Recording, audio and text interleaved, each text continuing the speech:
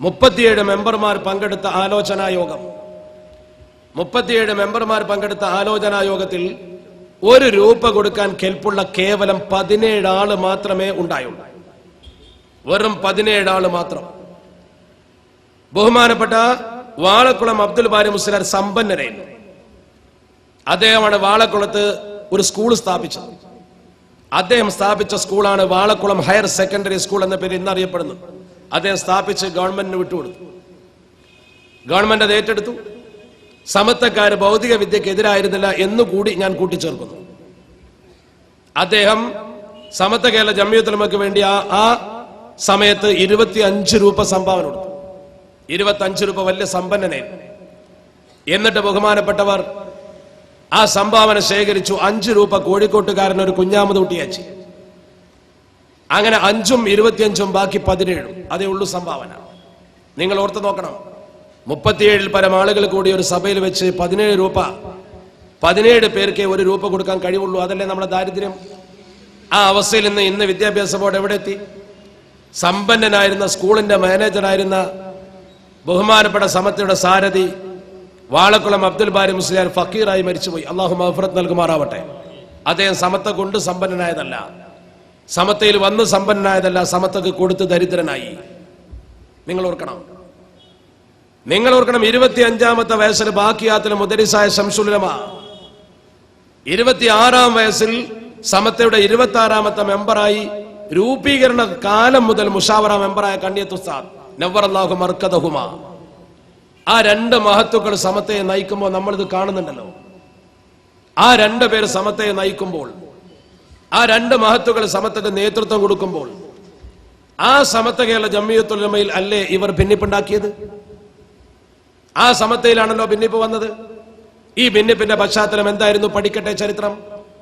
വളർന്നു വരുന്ന കുട്ടികൾ ഈ ഭിന്നിപ്പിന്റെ ചരിത്രം പഠിക്കണം. എന്തിനാണ് ഇങ്ങനെ 2 സമത്വ എന്ന പേരിൽ ധ്രുവീകരിച്ച് നിൽക്കേണ്ട ആവശ്യമുണ്ടായത്? ഏതെങ്കിലും ഒരു മസ്അലയുടെ വിഷയത്തിൽ തർക്കമുണ്ടായോ? ഏതെങ്കിലും ഒരു കിതാബിന്റെ വിഷയത്തിൽ ഒരു തർക്കമെന്ന് ഉണ്ടായതായി എടുത്തു ധരിക്കാൻ കഴിയുമോ? ഇന്ന മസ്അലയുടെ പ്രശ്നത്തിൽ തർക്കിച്ചുകൊണ്ട് 2 സംഘടനയായി എന്ന് പറയാൻ പറ്റുമോ? ഇല്ലെങ്കിൽ സമൂഹത്തിന് മുമ്പിൽ പറയട്ടെ എന്തുകൊണ്ടാണ്? അവര് പത്രസമ്മേളനം നടത്തി പറഞ്ഞ 2 കാരണങ്ങൾ എന്താണ്? ഒന്ന്, സമത്വ കേരള ജംഇയ്യത്തുൽ ഉലമയുടെ ജനറൽ സെക്രട്ടറി കോഴിക്കോട് ശരീഅത്ത് സംരക്ഷിക്കുന്നതിന് വേണ്ടി മൗലാന നദ്വി സാഹിബിന്റെ ആഹ്വാനപ്രകാരമുള്ള പേഴ്സണൽ ലോ ബോർഡിന്റെ മീറ്റിംഗിൽ പങ്കെടുത്തു. ആ മീറ്റിംഗിൽ പേഴ്സണൽ ലോ ബോർഡിന്റെ നേതാക്കൾ ഉണ്ടായിരുന്നു. അതിൽ ബിദ്അത്തുകാരുണ്ട്, എല്ലാ വിഭാഗം ആളുകളുണ്ട്. ഐക്യം ഉണ്ടാക്കി എന്നാണ് സമത്വക്കുള്ള തെറ്റ്. വിശാല ഐക്യം പറഞ്ഞു, അത് തെറ്റാണ്. മറക്കാൻ പാടില്ല, ശരീഅത്ത് സംവാദ കാലത്ത് ശൈഖുന ചെയ്ത് തെറ്റാണെന്നാണ് എഴുതിയത്. ശംസുൽ ഉലമക്ക് ഒരു തുറന്ന കത്ത് പുസ്തകം ഇന്നും സ്റ്റോക്ക് ഉണ്ട്. അതുപോരെങ്കിൽ സുന്നി യുവന സംഘം ആരോപണങ്ങൾക്ക് മധ്യേ എന്ന് പറഞ്ഞ് അവരിറക്കിയ ഒരു പ്രസിദ്ധീകരണമുണ്ട്, അതിലും അത് പറയുന്നുണ്ട്. ആ 2 കൃതികളിലും ശംസുൽ ഉലമ ഇരുന്ന് തെറ്റാണെന്ന് സ്ഥാപിക്കുന്നുണ്ട്. വിദഈ പ്രസ്ഥാനക്കാരുടെ കൂടെ ഇരിക്കാൻ പാടില്ലെന്ന് അറുത്തുമുറിച്ച് അവർ പറഞ്ഞിട്ടുണ്ട്, അവരെഴുതിയിട്ടുണ്ട്, പ്രചരിപ്പിച്ചിട്ടുണ്ട്. ഈ കുന്നമംഗലത്ത് പോലും അവരുടെ സാധനം വാങ്ങരുതെന്നും അവരുടെ ഹോട്ടലിൽ കയറരുതെന്നും പ്രസംഗിച്ചതും എഴുതിയതും നിങ്ങൾ മറന്നോ? അത്ര വലിയ തീവ്രത പ്രകടിപ്പിക്കുകയും എഴുതുകയും ചെയ്ത ആളുകൾ ഇന്ന് എവിടെ എത്തി നിൽക്കുന്നു എന്ന് ഒരു നിമിഷം നിങ്ങൾ ചിന്തിച്ചു നോക്ക്. കേരളത്തിൽ വഖഫ് കൈകാര്യം ചെയ്യുന്നതിന് വേണ്ടി ഗവൺമെന്റ് നിശ്ചയിച്ചു കൊടുത്ത പത്രക്കാരൻ ആവർത്തിച്ച് ചോദിച്ചിട്ടും നിങ്ങൾ മതവിശ്വാസിയാണോ എന്ന ചോദ്യത്തിന് അത് ചോദിക്കരുത് എന്ന് മറുപടി പറഞ്ഞ ആൾക്ക് വോട്ട് ചെയ്ത് കൂടെ ഇരിക്കേണ്ട ഗതികേടിലേക്ക് എത്തുമ്പോൾ ഓർക്കണം, മുസൽമാന്റെ ശരീഅത്ത് സംരക്ഷിക്കാൻ ശംസുൽ ഉലമ ആദർശം കൈവടിയാതെ എല്ലാ പ്രസ്ഥാനക്കാരെയും ഒന്നിച്ചിരുത്തിയത് തെറ്റ്. രാഷ്ട്രീയ ലാഭത്തിന് വേണ്ടി ഗവൺമെന്റ് പറഞ്ഞയാൾക്ക് വോട്ട് കൊടുത്തുകൊണ്ട് നിരീശ്വരവാദിയുടെ കയ്യിൽ വഖഫ് ബോർഡ് കൊടുക്കുന്നത് ശരി. നാളത്തെ വളർന്നു വരുന്ന തലമുറ നിങ്ങളെ തൂക്കിക്കണക്കാക്കി വിലയിരുത്തും. നിങ്ങൾ എന്ത് ജാട കാണിച്ചാലും ശരി, സമൂഹം അത് തിരിച്ചറിയും. ശംസുൽ ഉലമ ചെയ്തത് വ്യക്തിപരമായ ലാഭത്തിന് വേണ്ടിയല്ല, വൈയക്തിക നേട്ടത്തിന് വേണ്ടിയല്ല, രാഷ്ട്രീയ ചായവിന് വേണ്ടി ആയിരുന്നില്ല. ശംസുൽ ഉലമ എന്തിനു വേണ്ടിയാ ചെയ്തത്? ഇന്ത്യയിലെ മുസൽമാന്റെ ശരീഅത്ത് സംരക്ഷിക്കാൻ ഒന്നിച്ചു നിൽക്കണം, അത്രേ പറഞ്ഞു. അവിടെ തന്നെ ശൈഖുന ചെയ്ത പ്രസംഗത്തിന്റെ ഗൗരവം നിങ്ങൾക്ക് ഓർമ്മയുണ്ടോ? അന്നത്തെ പ്രസംഗം അറിയാവുന്ന ആളുകളോട് ചോദിച്ചാൽ അറിയാം. അദ്ദേഹം അന്ന് ചെയ്ത പ്രസംഗം ഇന്ത്യയിൽ നിലനിൽക്കുന്നത് മദ്ഹബ് അനുസരിച്ചുള്ള ശരീഅത്താണ്, ശരീഅത്ത് ആപ്ലിക്കേഷൻ ആക്ട്.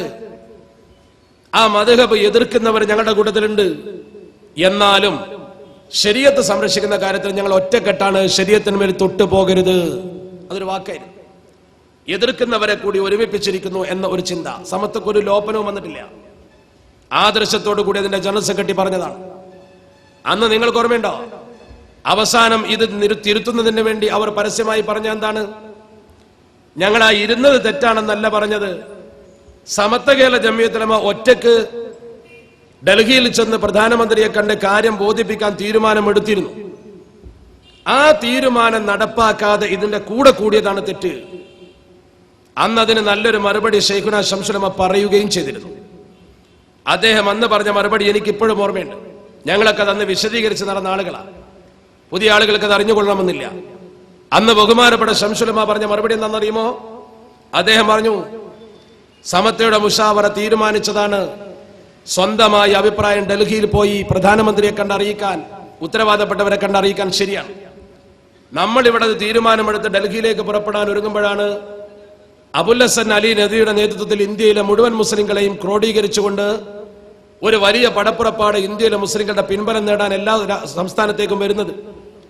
നദ്വി സാഹിബ് തന്നെ പറഞ്ഞു, കേരളത്തിൽ സമത്വയാണ് വലിയ സംഘടന, അതുകൊണ്ട് സമത്വയുടെ ജനറൽ സെക്രട്ടറിയെ കാണണം എന്ന് നിർദ്ദേശിച്ച് അതിന് ഇബ്രാഹിം സുലൈമാൻ സേഠ് MP ചുമതലപ്പെടുത്തി.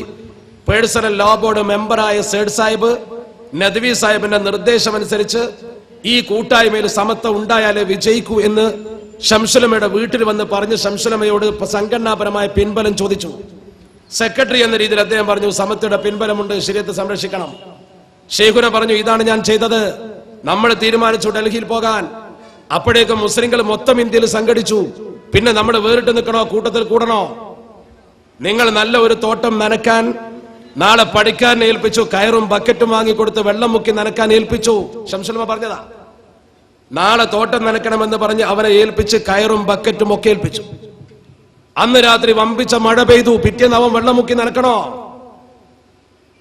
ആ മഴ പെയ്താൽ ആ മഴയിലെ വെള്ളം ഈ ചെടിക്ക് തിരിച്ചു കൊടുത്താൽ പോരെ?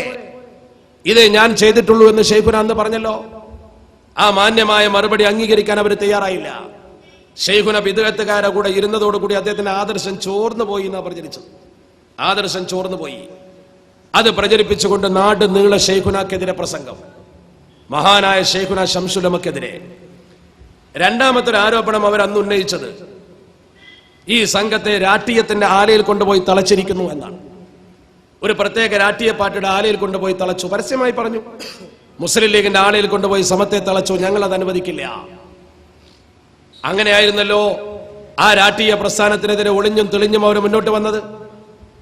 1989 നവംബർ 18 ഞാൻ ഇന്ന് പ്രസംഗിക്കുന്ന ഈ കുന്നമംഗലത്ത് ഒരു വലിയ സമ്മേളനം നടത്തിയിട്ട് കേരളത്തിലെ ഒരു പണ്ഡിതൻ എന്ന് അവകാശപ്പെടാവുന്ന ഒരു വ്യക്തി ആദ്യമായിട്ടാണ് പ്രസംഗിച്ചത്. ഒരു രാഷ്ട്രീയ പ്രസ്ഥാനത്തിന്റെ പേര് പറഞ്ഞിട്ട് ആ പാർട്ടിക്ക് വോട്ട് ചെയ്താൽ പടച്ച റബ്ബിനോട് സമാധാനം പറയേണ്ടി വരും. ആദ്യത്തെ പ്രസംഗമാണ്. കേരളത്തിൽ അങ്ങനത്തെ ഒരു പ്രസംഗം ഒരു പണ്ഡിതനും പൂർവ്വകാലത്ത് നടത്തിയില്ല. ഇന്ന പാർട്ടിക്ക് വോട്ട് ചെയ്താൽ പടച്ചവനോട് സമാധാനം പറയേണ്ടി വരും. നിരീശ്വരവാദിയായ വഖഫ് ബോർഡ് ചെയർമാൻ വോട്ട് ചെയ്താൽ പടച്ചവനോട് സമാധാനം പറയേണ്ടി വരും എന്ന് പറഞ്ഞ അർത്ഥമുണ്ട്.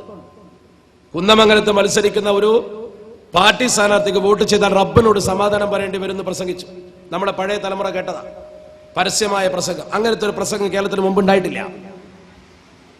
മാത്രമല്ല വളരെ കടുത്ത ഭാഷയിൽ പറഞ്ഞു, അവർ അള്ളാഹുവിന്റെ ദീനിന്റെ ശത്രുക്കളാണ്, അവരെ സഹായിക്കാൻ പാടില്ല, അവർക്ക് ദീൻ പൊളിക്കുന്ന പണിയാണ് എന്ന് വരെ പ്രസംഗിച്ചു. നമ്മൾ ആ പഴയ കഥകൾ പറഞ്ഞുകൊണ്ട് വ്രണത്തിൽ കുത്തുകയോ യോജിക്കാൻ പോകുന്നതിനെ തടയുകയോ അല്ല, ആത്മാർത്ഥമായ യോജിപ്പിലേക്ക് സമൂഹത്തെ കൊണ്ടുവരികയാണ്. ഞാനത് പറയാം. എന്റെ പ്രസംഗത്തിന്റെ അവസാനത്തിൽ നമുക്കതിന് യാതൊരു തർക്കവുമില്ല, യാതൊന്നും മനസ്സിൽ വെച്ചുകൊണ്ടല്ല പറയുന്നത്. അങ്ങനെ ഈ രാഷ്ട്രീയ പാർട്ടിക്കെതിരെ ജനങ്ങളെ സംഘടിപ്പിക്കാൻ ആരംഭിച്ചു. അതിനുവേണ്ടി പ്രത്യേക Sunni parliamentary board, convention, SSF എന്ന രാഷ്ട്രീയ പ്രസ്ഥാനത്തിന് SSF എന്ന പ്രസ്ഥാനത്തെ ഇതിനുവേണ്ടി ദുരുപയോഗം ചെയ്തു. ആ പ്രസ്ഥാനത്തെ കൊണ്ടോട്ടി നിയോജക മണ്ഡലത്തിൽ സീതി ഹാജി മത്സരിക്കുമ്പോൾ ഇലക്ഷൻ പ്രചരണ രംഗത്തേക്ക് ഇറക്കി വിട്ടു.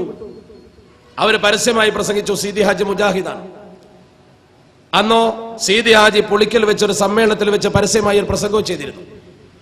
അദ്ദേഹം ആളെ കണ്ടപ്പോൾ ആവേശത്തോടുകൂടി ഒരു പ്രസംഗം നടത്തി.